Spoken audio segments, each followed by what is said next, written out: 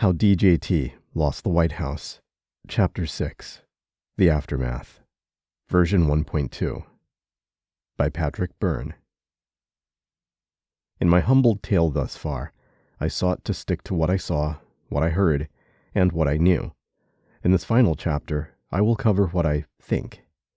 That means I will be less rigorous and more given to speculation, which I openly concede here, than in previous chapters, as I skim across a number of subjects. President, Joseph Biden. You must never confuse faith that you will prevail in the end, which you can never afford to lose, with the discipline to confront the most brutal facts of your current reality, whatever they might be. James Stockdale.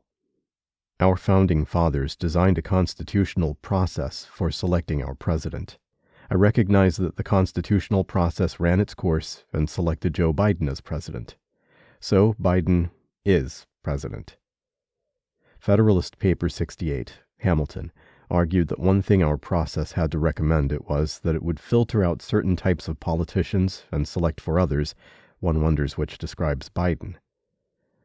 Talents for low intrigue and the little arts of popularity may alone suffice to elevate a man to the first honors in a single state, but it will require other talents, and a different kind of merit, to establish him in the esteem and confidence of the whole Union, or of so considerable a portion of it as would be necessary to make him a successful candidate for the distinguished office of President of the United States. The drafters also anticipated state-level corruption might disrupt a national election. It was also peculiarly desirable to afford as little opportunity as possible to tumult and disorder, but the precautions which have been so happily concerted in the system under consideration promise an effectual security against this mischief. The choice of several to form an intermediate body of electors will be much less apt to convulse the community with any extraordinary or violent movements than the choice of one who was himself to be the final object of the public wishes. And as the electors, chosen in each state, are to assemble and vote in the state in which they are chosen, this detached and divided situation will expose them much less to heats and ferments, which might be communicated from them to the people, than if they were all to be convened at one time in one place. By bifurcating the choice into, on the one hand, an immediate body of electors, and, on the other hand, a Senate to examine and formally accept the votes of the Electoral College, another thing was accomplished. Elections may degenerate into debate about corruption, but at the end of the day, for an office such as president, there needs to be a mechanism to guarantee that a selection is made. The system created by our Constitution, whereby electors are chosen and sent to an electoral college to cast their votes, then at a later point, the U.S. Senate, by recognizing and counting electoral votes, accepts that decision, accomplishes that. No matter what goes on at the state level, no matter how corrupt the events, there is a U.S. Senate to look at the facts and, by accepting electoral votes, certify the decision. That bifurcation guarantees that disputes about election integrity cannot swamp the overriding constraint that by some date a victor must be established. This constitutional process decides the presidency. On January 6 through 7, that process ran its course and selected Joe Biden. So Biden is our president. Thomas Sowell has pointed out that the right normally sees fairness as an attribute of processes, while the left sees it as an attribute of outcomes. For example, imagine a fire department sets up a system for testing and ranking applicants, and the test measures physical and mental abilities related to the job duties, then spits out a ranking of candidates. In the eyes of someone who sees fairness as an attribute of process, if the testing made no reference to race and purely measured abilities related to the job duties, then whatever that ranking is, it is by definition fair. The process was fair, so the outcome is fair. But in the eyes of the left, if the outcome has too differential a mix of whites and blacks, it is unfair. That is why, says Sowell, the two sides argue and never get anywhere. They can argue about fairness until the cows come home, but underneath that one word, they are arguing about two different things. One is talking about a process. One is talking about an outcome. So we are experiencing a rare moment where left and right have switched sides philosophically. The left is saying, the process ran its course. Biden was selected in that Senate process, so he is now the legitimate president. Others are saying, Yes, but that outcome occurred only because of unprecedented election irregularities, which created an enormous and complex election fraud, which survived because the shot clock expired on January 6 through 7, leading to a perverse outcome that is unfair and does not reflect the will of the people. Both are holding, in a sense, just the opposite view about fairness that they normally do. If nothing else, I seek to be intellectually consistent, and I think that justice and fairness are attributes of processes. The process mandated in the Constitution, Article 2, Section 1, ran its course. The Senate looked at the facts, as much as they wished to anyway. They voted, and so the outcome they generated is the outcome. Thus, Biden is indeed president. End of story. It would be tempting to use the left's own playbook against it by continuing to maintain, "Not my president," as the left said for 4 years under Trump. By doing so, one could force them to reveal their hypocrisy, as if further revelation were needed, watching them froth over a phrase they used for Trump's entire presidency based on a theory of Russian collusion that Robert Mueller investigated and upon which he came up empty. However, I am nothing if not intellectually consistent, and as tempting as it would be to do that publicly for the next 4 years, it feels churlish. So with regret, I must acknowledge that while the constitutionally mandated process was corrupted from its inception by election fraud, the process ran its course. Joe Biden was the winner, and so he is, indeed, the president. Having acknowledged that, I turn to the world of sports for semiotics. In 2007, Barry Bonds hit home run 762, the final home run of his professional career, surpassing Hank Aaron's record of 755, which had stood since 1974. However, because for much of his professional career Bonds turned out to have been using performance-enhancing steroids, Balco Labs The Clear, so named because it was not detectable in urine samples until it was, Bonds' achievement is noted with an asterisk, often printed in red. In the National Baseball Hall of Fame, to which Bonds has still not been elected, Bonds' record-breaking 756th homer is displayed with an asterisk. 10 years later, Sports Illustrated wrote a story on the asterisk. 10 years after 756, a reminder of what Barry Bonds' record really means. Lance Armstrong won 6 Tour de France bicycle races, yet it turned out that he did so with the assistance of performance-enhancing drugs. So, as the New York Times wrote in 2012, his record will forever be marred. Armstrong, best of his time, now with an asterisk. I am going to adopt the same typographical convention for President Biden. Referring to him as President Biden accomplishes 2 things. It recognizes that he did, in fact, become president through the constitutional process. It also recognizes that irregularities, such as have been described in this story, marred that achievement. So Biden is indeed President in the same way that Barry Bonds owns the home run record with 762 and Lance Armstrong won the Tour de France 6 times. Q. Trust the plan and the storm. I hear from otherwise sane-sounding people, and read in social media, assertions that Trump is really still in charge, or the military is in charge, or that there is a plan, that this has all been a big 4-dimensional chess trap, and on March 4, Trump is going to reemerge as president of the republic, not the corporation, or some such. It is time someone tells all such folks, that is all delusional. Trust me, there is no such plan. Trump's people in the Defense Department have all left. There is no network of secret agents ready to spring the trap and restore Donald Trump to the White House on March 4. It is delusional to think otherwise. The brutal fact of current reality is that, as a result of a process riddled with election fraud, we have a President Biden. If enough of it could have been unwound by the middle of December, state legislators would have had something to think about in choosing their electors.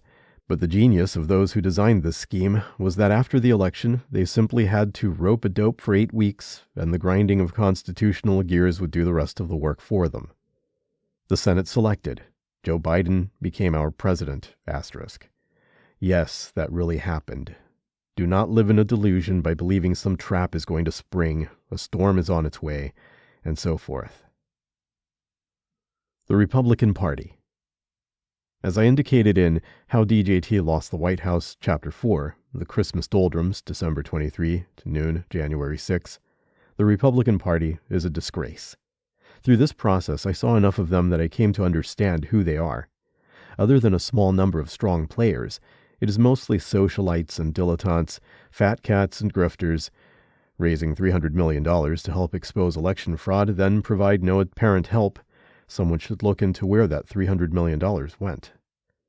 I advise the reader, never give $1 to the Republican Party again.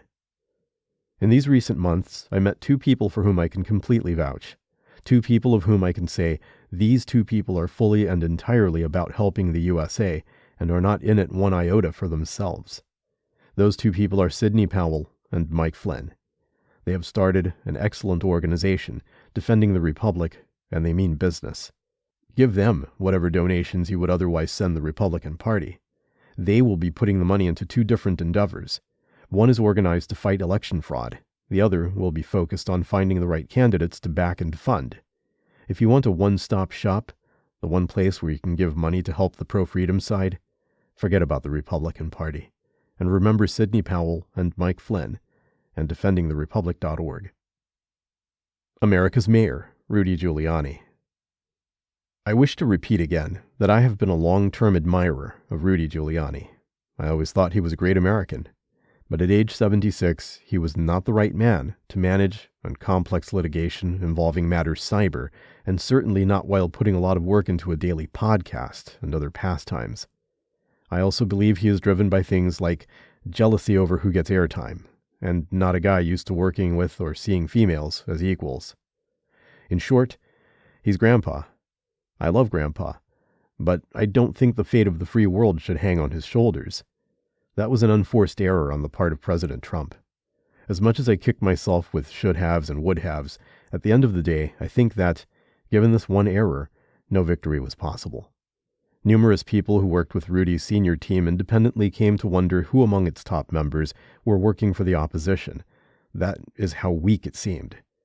There were fine people on Rudy's team lower down, but it was so horrible at the top that one decision alone may have made victory impossible under any circumstances. And Rudy should have had better judgment than to take it on. Donald J. Trump. The fox knows many things, but the hedgehog knows one big thing. Isaiah Berlin. The astute reader will notice my ambivalence regarding President Trump. I have included flattering details as well as unflattering ones. I did so because I really did not intend this to be a polemic. I felt I owed it to our country to relate precisely what happened in those fateful days. I have. What else may I say about Donald Trump? From my hours with him, I can tell you he is a smart man, smarter than I expected. He is more soft-spoken and gracious than I had anticipated as well. He is not the monster the mainstream media wishes you to believe. I also think Trump has a taste for chaos.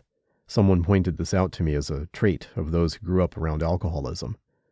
One of my mentors taught me that the first task in any leadership situation is to determine what's the mission and who's in charge. One needs clear chains of command to focus an organization.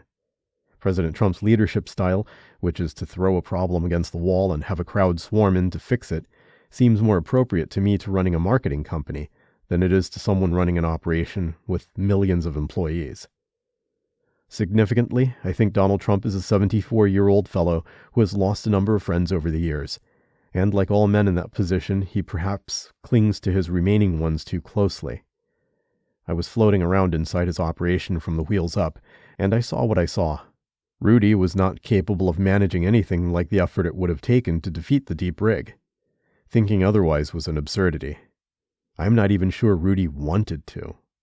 Trump clung to Rudy from a place of loyalty, even after Rudy's disastrous hair dye meltdown press conference, telling me twice he would not entertain a solution that did not have Rudy at the helm. Donald Trump paid for his loyalty. Here is another thing to know about President Trump. I look all over the evidence, his refusal to take the 3-foot putt, and it occurs to me that at some level, Trump may have wanted to leave. Maybe it was his age, maybe it was threats to his family, but it is entirely possible that by the time I met him in December, he was looking forward to moving on and golfing, as he slyly hinted to me when we met. He is 74, a tad heavier than he should be, statistically probably has 5 to 10 years to live, and may well not really have wanted to spend most of them doing what he did the last 4. If that is indeed the case, more power to him. He did go to D.C. and, in one term, leave a mark deeper than most 2-term presidents. And he did that while having to fight the establishment for every inch. If that is how he really felt, however, it would have been better for him to concede, and not to call millions of people to spend their savings to come defend him.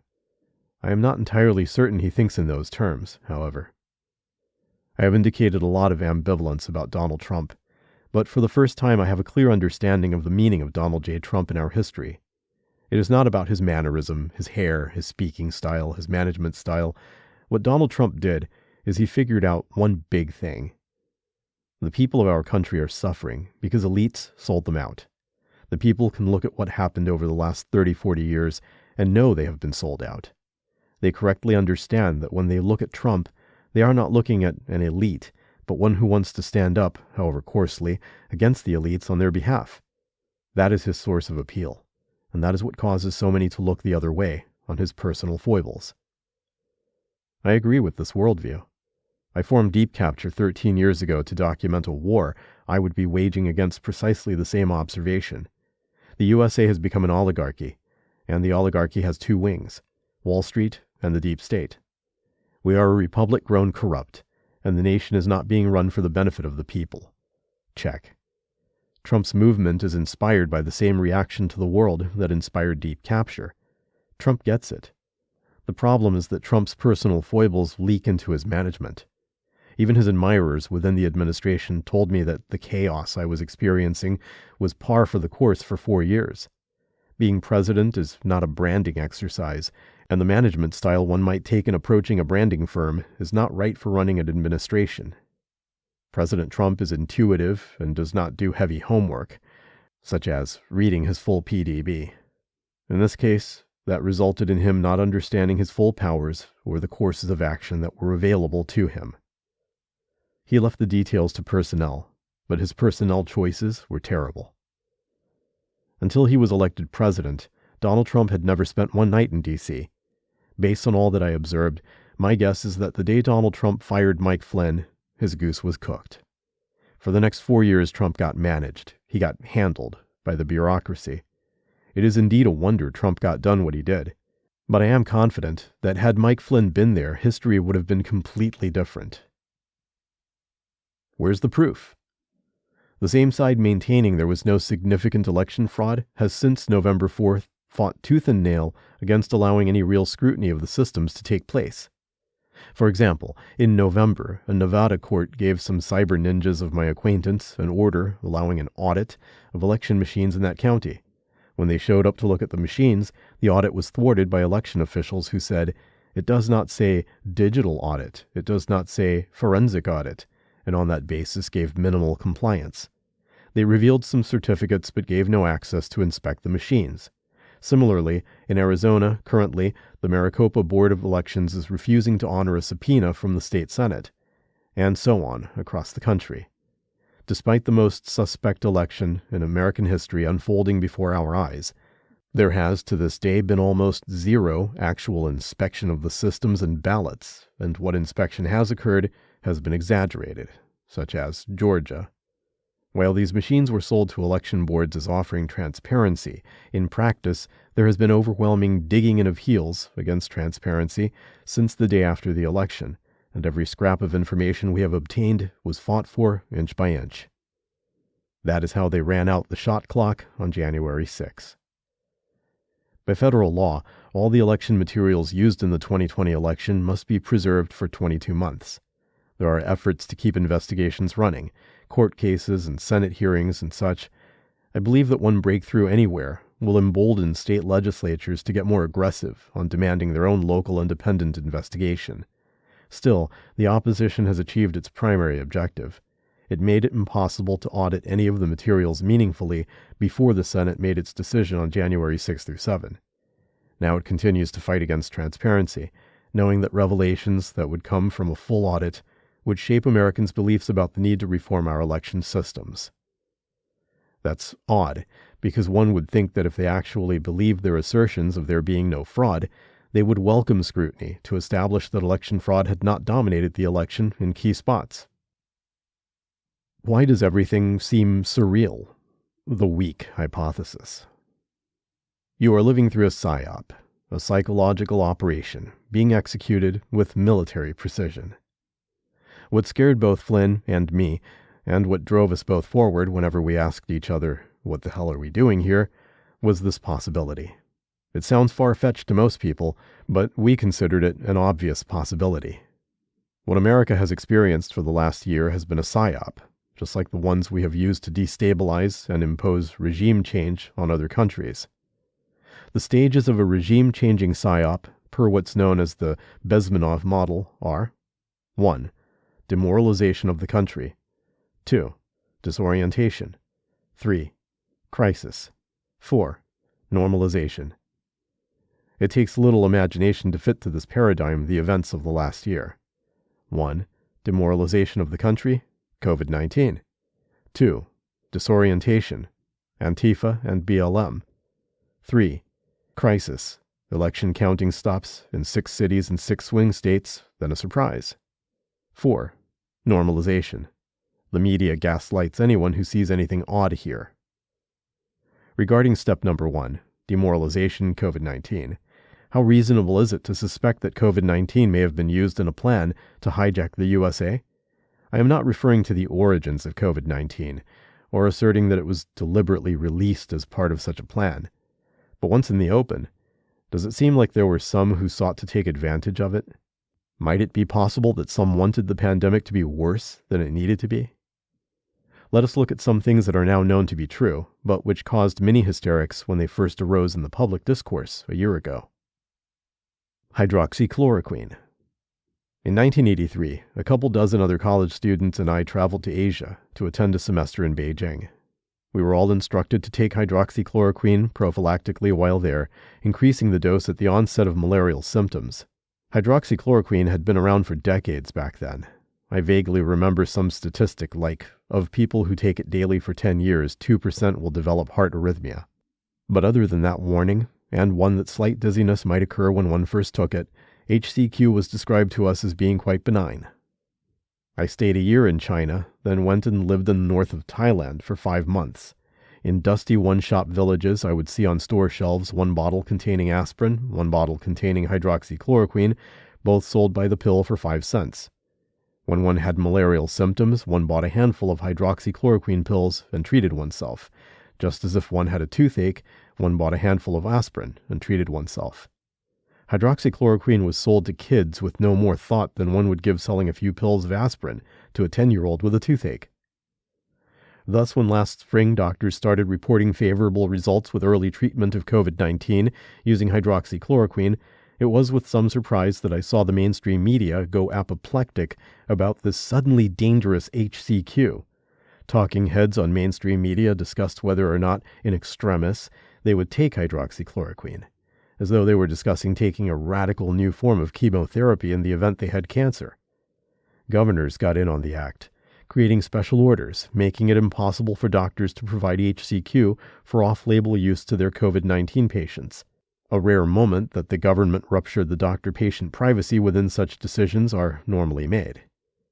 It reached such a fervor that Jim Acosta, CNN, attacked the president for including in a White House gathering of COVID-19 survivors, some who had survived by way of HCQ, as though that put them beyond the pale. In time, some hostility to HCQ abated when it was learned that the study upon which WHO had made its decision had used fake data. Busted. WHO and global governments used fake data from a suspicious company that employs a sci-fi writer and adult content model to discredit and stop hydroxychloroquine studies. June 2020. Yet the HCQ hysteria continued to simmer over the course of summer 2020. The Israeli newspaper Arutz Sheva noted, "Media hostility to hydroxychloroquine fuels hysteria about supposed dangers." July 9, 2020. Hydroxy is being discounted too soon, say scientists who believe the malaria drug could save thousands of lives by preventing COVID-19, August 2020. Michigan hospital tries to treat patients with hydroxychloroquine. FDA refuses to allow it. Western Journal, August 2020. By September 2020, antagonism to HCQ had come to seem foolish not just in the alternative press, but to non-obsessed mass media. Example, the jury is in on hydroxychloroquine, it saves lives, Rowan Dean.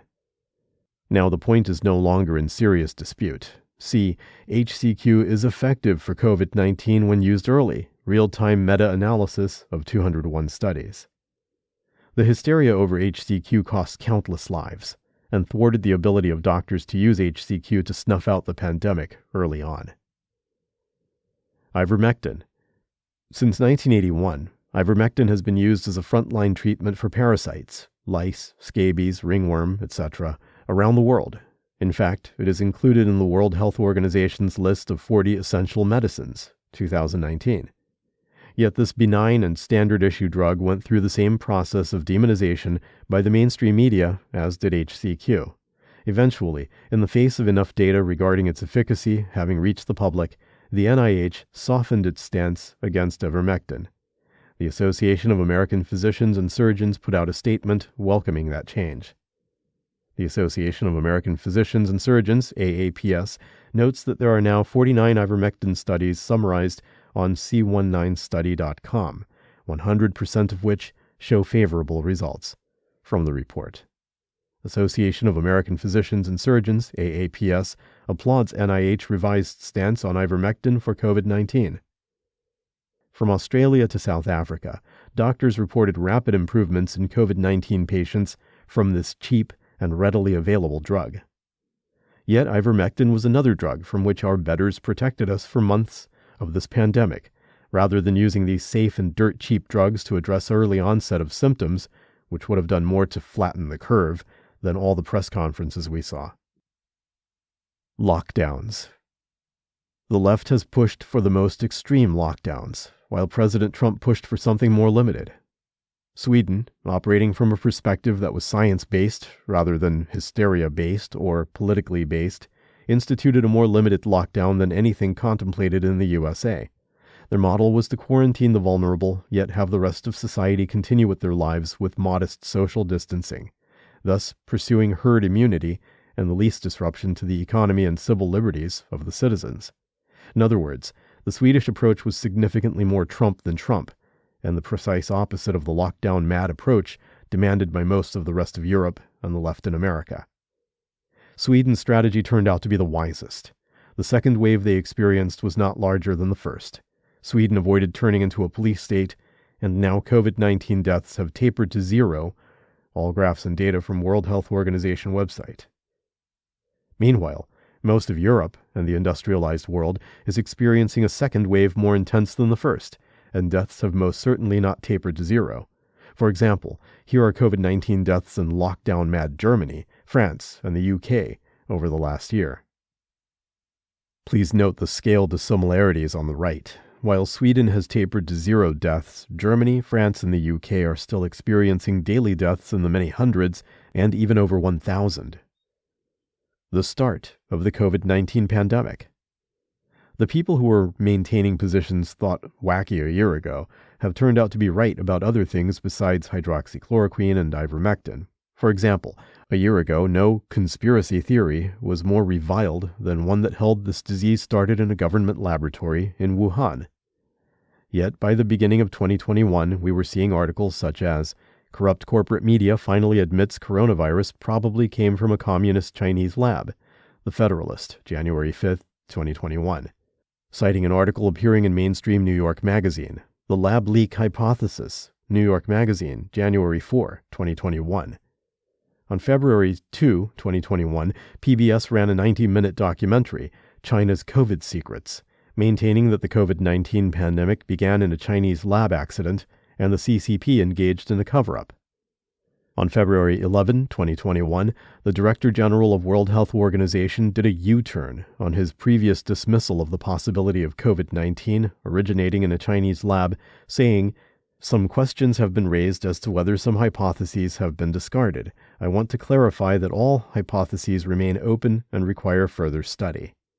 WHO Director General's opening remarks at the member states' briefing on COVID-19, 11 February 2021. 1 year ago, nothing enraged the mass media more than people who espoused any form of this conspiracy theory. Now, PBS and New York Magazine, both establishment, are reporting it as true, and WHO has retracted its previous assertion it was untrue. Which raises a question. Why at the start of the COVID-19 pandemic was the establishment so intent on suppressing possibilities such as HCQ, ivermectin, and the possible origins of COVID in a Chinese government lab? It sure seems they went to extraordinary lengths to denormalize these ideas, which have since proven true. Does that seem odd? Summary on COVID-19. The discourse around this pandemic has been distorted by people seeking to weaponize it politically. As a result, the pandemic inflicted more harm on the United States than it had to. The Swedish, science-based approach would have left us far better off as a country, with less harm to our economy and our civil liberties than the path we took. Coupled with the use of two cheap, safe drugs that have been in use for decades, this entire pandemic might have been snuffed out in its infancy. Yet, one group consistently fought any such measured discourse, insisting instead on a reaction marked by unscientific hysteria and, arguably, political calculation. As soon as Biden's inauguration was confirmed, some proponents of lockdown switched to a less hysterical position essentially immediately. For example, among the most extreme lockdown proponents in the USA have been Chicago's Mayor Lori Lightfoot and New York City's Mayor Bill de Blasio. In Chicago, Mayor Lightfoot recently decided that a much less stringent approach would be best. Lightfoot says restaurants should reopen as quickly as possible. Patch, January 14, 2021. A similar pattern is unfolding in New York City. If it is hard to imagine any politician being so cynical as to push for a lockdown that has destroyed millions of lives and tens of thousands of businesses, 60% of which will not reopen, simply in order to achieve political advantage, then you don't understand the goon left. Above, I asked regarding COVID-19. But once in the open, does it seem like there are those who have sought to take advantage of it? Might it be possible that are those who wanted the pandemic to be worse than it needed to be? Make your own call. We now return to the Bezmenov PSYOP I hypothesize may exist. 1. Demoralization of the country, COVID-19. 2. Disorientation, Antifa and BLM. 3. Crisis. Election counting stops in 6 cities and 6 swing states, then a surprise. 4. Normalization. The media gaslights anyone who sees anything odd here. Regarding step number 2, disorientation, Antifa and BLM. One day this fall, I was walking in front of the J. Edgar Hoover building, FBI HQ, when goons came roaring up on motorcycles and ATVs and took over the street, stopping traffic. They did wheelies and donuts for several minutes, then they roared off. Again, this was on the street, in front of putatively the premier law enforcement agency in the world. The guards at the FBI building stood and watched. I understood the message. This is not the FBI you thought it was. This is not the USA you thought it was. That, in fact, has been the subtext of the big broadcast since June 2020. Regarding step number 3, crisis. Election counting stops in 6 cities and 6 swing states, then a surprise. I would call this election a crisis indeed, but I believe I have already covered this point thoroughly. Regarding step number 4, normalization. The media gaslights anyone who sees anything odd here. In September, just 4 months ago, the possibility of a massive election fraud occurring in the USA was, as I demonstrated in the introduction, a proposition that enjoyed more support across the political spectrum than any other one I could find. Now the possibility has become inexpressible, even unthinkable, as far as our mainstream media is concerned. Even right-of-center Newsmax recently saw a host walk off its show, rather than participate in a conversation where the possibility was discussed. So why do things seem so real? Perhaps because you are living through a PSYOP to take over our country, and reality as you know it is being engineered. That's the weak hypothesis. Why does everything seem so real? The strong hypothesis. If the weak hypothesis is correct and we are living through a PSYOP, who is behind the PSYOP? Consider the possibility that China is behind the PSYOP. I am not the proverbial old China hand, but decades ago I was once a young China hand. What follows is speculative but worth considering. Since the Chinese publication in 1998 of Unrestricted Warfare, two Air Force senior colonels on scenarios for war and the operational art in an era of globalization by Qiao Liang and Wang Xiangsui, it has been understood that hardline elements within the Chinese national security community have been envisioning and positioning themselves for war with the USA. The unrestricted part of unrestricted warfare is the part that avoids direct military confrontation and seeks instead to conquer through non-kinetic means. In 2015, Michael Pillsbury, a lifelong China dove, meaning an advocate of helping China modernize and prosper, wrote a book, The 100-Year Marathon, where he reversed course. He had been wrong all his professional life, he said, as he now understood that China had embarked on a 1949 to 2049 plan to turn the USA into a vassal state. In this book, he discussed a phrase circulating in Chinese national security literature, the assassin's mace it planned for the USA. The reference, Pillsbury knew, was to an old Chinese story from the Warring States period, and refers to, in essence, a sucker punch, one-punch knockout. Is what we are experiencing right now China's assassin's mace? Nothing would be more of an assassin's mace than a scheme to take out the USA with a rigged election that could not be unscrambled through our court system by January 6, thus allowing the constitutional forces to go to work and let turn to cement what has been presented as a fait accompli. I am raising this not merely as a theoretical possibility. My colleagues and I discovered ample evidence of Chinese involvement in these election shenanigans. Go through the narrative that precedes this, and note the mentions. Their money shows up in the firms supplying the election equipment in widest use. Their IPs show up tickling our election equipment online. Receipts from their print shops show up on stacks of ballots in our election operations. DNI Ratcliffe belatedly delivered on January 7 his opinion. He sees more of the intelligence than anyone in government, and his conclusion was that the Chinese had meddled in the election. If the strong hypothesis is correct, and this is all a Chinese psyop, there is one way you will be able to tell. Authoritarian measures will be imposed on the U.S. population, under the guise of stopping something vague like extremism.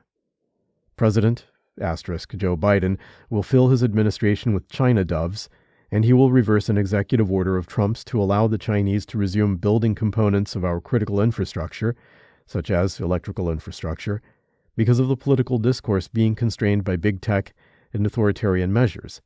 Within 10 years, there will be prison camps in America built next to hospitals for the purpose of organ harvesting from dissidents.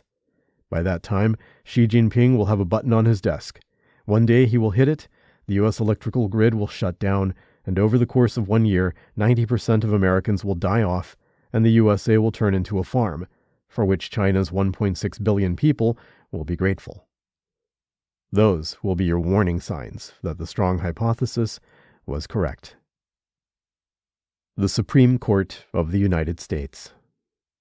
I will devote a full essay to this shortly, but I would be remiss if I did not remind citizens that we have a Supreme Court.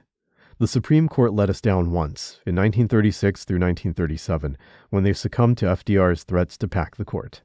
The result of their succumbing were allowing FDR's programs to punch hole punched in the Constitution, Wickard versus Filburn, and through those holes the federal government grew to 3 times the size it should have been and bankrupted the nation in the process. The Supreme Court has their chance to make up for that one by riding tall in the saddle, cleaning up this industrial election fraud and all future election fraud, and thus saving the Republic. They can do it on one principle, stopping voter suppression. Remember, every fake ballot that gets counted nullifies the vote of one actual voter, just as surely as poll tax or other forms of voter suppression would. If the Supreme Court has courage, they will recognize that the moves Democrats made in 2020 to loosen everything that brings integrity to an election were part of what it was, in essence, a massive voter suppression scheme, because industrial-sized election fraud creates massive voter suppression. This is what voter suppression looked like in Birmingham, Alabama in 1963. And this is what it looks like now. The signs are that in 6 key states there were collectively millions of acts of voter suppression in the 2020 election, by any of numerous methods. 2 generations ago, we choose not to live in a world where this occurs. But in the 2020 election, it happened millions of times. Every illegitimate vote in the system is one act of voter suppression against some citizen somewhere who cast an opposing ballot. Thus, in the 2020 election, there were, effectively, several million of these, without the individuals whose votes were suppressed even knowing it. I believe the U.S. Supreme Court should, at earliest opportunity, save the Republic by recognizing that election fraud is mass voter suppression. And they should create the kind of blanket standards they imposed on states starting in the 1960s. Standards such as voter rolls must be kept clean, voters have to identify themselves, ballot harvesting is an invitation to goonism, reconsider using any electronic equipment. Dominion voting equipment is not used in Canada, though the firm is HQ'd in Toronto. And recognize, with almost all other countries, that mail-in voting is too given to fraud to be used in an election except as a special accommodation. Take the word of a bipartisan commission led by Jimmy Carter and James Baker. Heed Jimmy Carter on the danger of mail-in voting. Absentee ballots remain the largest source of potential voter fraud. WSJ, April 10, 2020. Absentee ballots remain the largest source of potential voter fraud. That quote isn't from President Trump, who criticized mail-in voting this week after Wisconsin Democrats tried and failed to change an election at the last minute into an exclusively mail-in affair. It's the conclusion of the bipartisan 2005 report of the Commission on Federal Election Reform, chaired by former President Jimmy Carter and former Secretary of State James Baker III. The United States Supreme Court is faced with a novel situation. I believe I have presented enough evidence in this work to raise the possibility in the mind of any sane person that a well-thought-out and crisply executed organization hijacked our national election in 2020 by hijacking 6 key swing states, by hijacking the anchor city in each of those states via election fraud that began with simultaneous and unprecedented shutting down of vote counting, and continuing through countless forms that have been documented in videos and affidavits and with what forensics have been allowed. That took a lot of chutzpah, and I think that if there were ever a time that the Supreme Court should act with chutzpah, this would be it. All our other institutions have failed us, and this is as serious a moment as the 1960s civil rights crisis, perhaps the Dred Scott decision, another one they flubbed, thus causing Civil War I. If they give a hall pass to the behavior and activities in election 2020 that have already been extensively documented, it will bring about the end of the Republic. Not just from the emboldened current administration, but from the acts of politicians brought to power by future rigs, great and small, and how that defeats the very concept of consent of the governed that is central to our tradition. The Supreme Court might show some chutzpah worthy of the moment, and solve this problem once and for all by recognizing that, thanks to the magic of modern election systems and methods and rules, we are back to is a world where this just happened to millions of people. So it is not beyond the realm of possibility that the Supreme Court, which on Friday, February 19, will have a conference on Sidney's Michigan case, a case which is chock full of evidence, will do something as meaningful as they did in the 1960s era, when voter suppression and other matters of egregious civil rights violation came before them. What should you do? 3 suggestions. We can pull this out if everyone will follow 3 pieces of advice. 1. The first rule in all situations, from A Hitchhiker's Guide to the Galaxy. Don't panic. 2. Remain nonviolent. Is there anyone who does not see how much the events of January 6 hurt our cause? There was a huge number of Americans on the side of wanting to get to the bottom of election fraud until the Capitol was stormed. It was a tremendous setback to our pro-freedom side. That may, in fact, be why it was engineered, and to some degree it was engineered. At this point, the goons in power want you to go violent, so as to justify them unleashing the FBI and CIA and DHS on you with a vengeance. Don't do it. Remember the audience. Middle America, who knows something goofy is going on, but will not side with the team that is bringing violence. So remain nonviolent. It is better ethically, and it is better tactically. To understand why it is better ethically, please see this post. Jerry Garcia on confrontation and the main asshole. To understand why it is better tactically, please see this post. A message to militias across America regarding the goon left and agents provocateurs, not the lingerie. 3. Focus your political attention, ire, and efforts on election integrity. No matter what else you want this first and more. A philosopher named John Rawls referred to primary goods as those goods you want no matter what else you want in life. When it comes to our political life, there is one good you must want beyond all others, and that is election integrity. No matter how strongly you feel about education policy, or abortion, or medical care, or gun rights, or, no matter what your interest in politics, you need to care about election integrity. That means get involved with your local elections board. Run for it if you can. Otherwise, volunteer to work in precincts. Do the 2 days of training. By November 2022, the pro-freedom among us, libertarians and Republicans, have to be election mavens. We have to be working in the precincts and making sure the rig cannot be repeated. You have 20 months to prepare. All your political ambition should be focused on this point. There is no point worry about any other political matter without worrying about election integrity first and more. 2022 will be our last shot. If there is election integrity, I believe the goons will lose the House and Senate in a landslide because Americans see their true colors. On the other hand, if we do not restore election integrity by then next election will also be rigged, and we will have tipped our way into a fascist, authoritarian, dystopian version of America run by goons. And with the backing of China, the tech titans, and America's goon left, you can be confident that government of the goons, by the goons, and for the goons shall not perish from this earth. So no matter what you care about in politics, for the next 20 months, turn that care into intense focus on election operations in your county and state. Swing states are especially important. These processes are open to the public. Volunteer, get inside them, figure out what has to happen to make them run with integrity, and fight for that. That's how we win. The First Amendment and the coming police state. I know that some of the beliefs I have espoused here are not in sync with the times. Regarding my ability to publicly espouse and defend these beliefs, the First Amendment seems particularly on point. Congress shall make no law respecting an establishment of religion or prohibiting the free exercise thereof, or abridging the freedom of speech, or of the press, or the right of the people peaceably to assemble, and to petition the government for a redress of grievances. If our new Congress passes any bill criminalizing people for challenging the integrity of the 2020 election, not only would it violate the First Amendment, but it would violate every principle on which this free country was founded, and it would criminalize the conduct of every member of the resist movement and war that was waged on President Trump. So I say to the United States Department of Justice, you are going to need a test case. Choose me. I say that not in a James Cagney, come and get me coppers, disrespectful kind of way.